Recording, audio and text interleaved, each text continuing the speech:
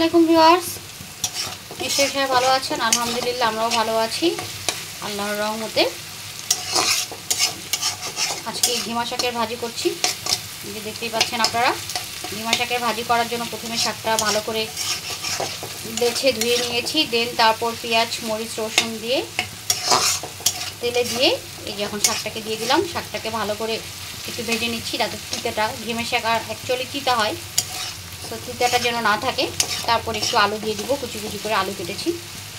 দেন একটু জিরা মশলা দিয়ে দিব, তাহলেই ঘিমা শাকের ভাজি হয়ে যাবে।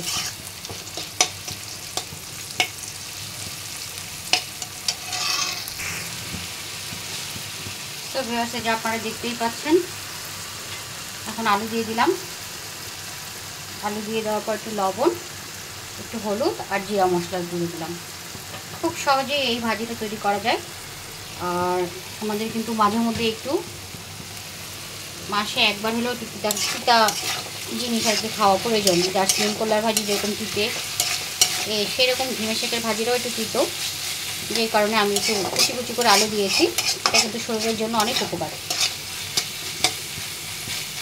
খুব সহজে এটা করা যায় এবং বেশিক্ষণ টাইমও লাগে না।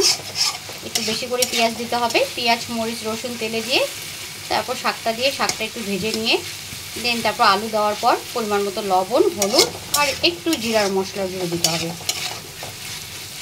তবে এই শাকে একটু পেঁয়াজ আর রসুনের পরিমাণটা একটু বেশি দিতে হবে। তো এইভাবে আমি শাকটাকে আর কি 5-6 মিনিট আর কি একটু ভেজে নিব, যতক্ষণ পর্যন্ত না আলুটা সিদ্ধ হয়।